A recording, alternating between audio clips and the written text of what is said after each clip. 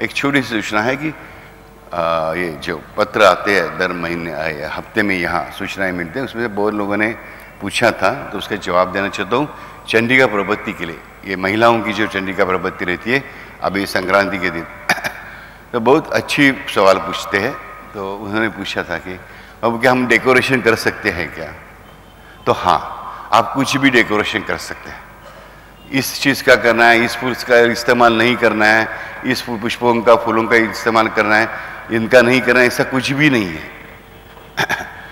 कुछ महिलाओं ने पूछा था कि बापू हम लोग कुछ आरती गाते समय, आरती गाकर अपने हमारी जो आरती सारी होती है भगवान की, दुर्गा माँ की है, महिषासुर मर्दिनी की है, साईं बाबा की है, स्वामी समर्थ की है, हनुमान जी की है, ये सारी जो भक्ति संगीत है उससे गा करके हम लोग गरबा खेल सकते हैं, डांडिया खेल सकते हैं।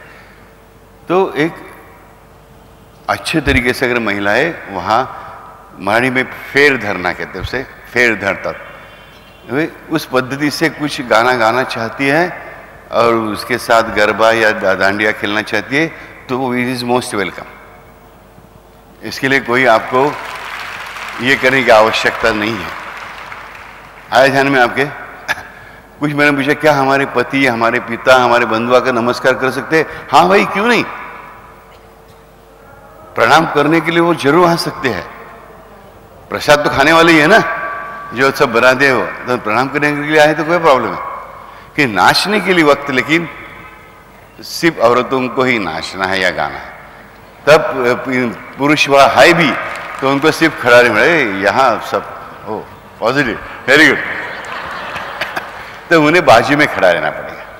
देखने के लिए कोई प्रॉब्लम नहीं है, उसमें वो हिस्सा नहीं ले सकते कि उसकी जो फ्रीक्वेंसी है वो एक औरत के शरीर के एंडोक्राइन्स की रचनाओं को देखकर ही बनाई गई है।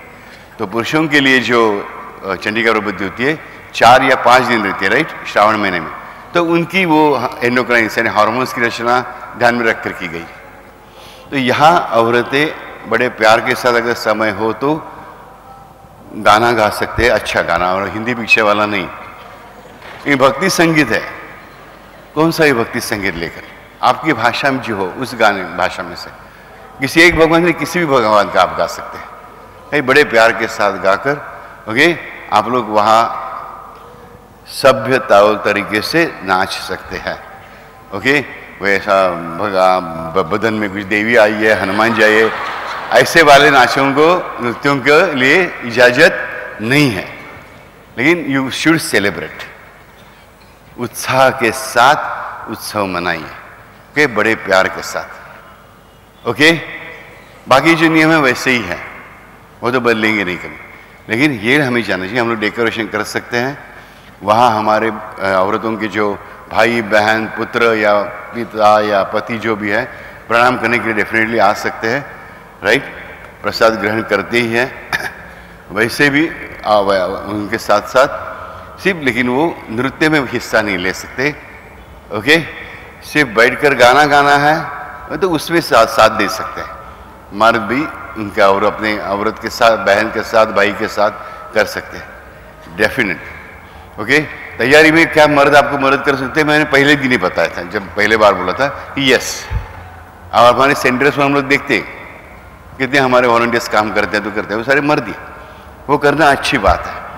अपने हमारे घर की अगर समझो हमारी बहन या पत्नी या माँ या कन्या जो भी है कुछ चंडिका प्रवृत्ति कर रही है तो उसकी सहायता करना हर मर्द के लिए बहुत लाभदायक है, हितकारक है, शुभ है।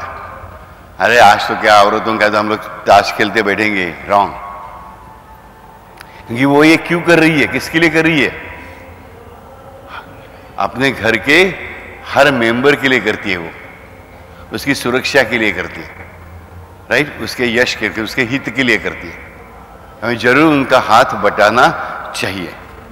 ओके, तो इस टाइम चंडिका प्रवृत्ति के दरमियान मैं सुनना चाहूँगा कुछ गाने, मैं देखना चाहूँगा मेरी बेटियाँ नाचते हंसते खेलते कूदते ये चंडिका प्रवृत्ति मनाए, लेकिन भक्तिपूर्ण वातावरण में। ओके, भक्ति संगीत के साथ साथ हमारी पूजा जब हो तब वो गाने चल रहे हैं, दैट इज रॉन्ग। पूजन के समय पूजन करना है, पूजन के बाद में हम लोग गाने गा सकते हैं, पहले भी गा सकते हैं, देयर इज नो प्रॉब्लम। समझ में आया? जरूर।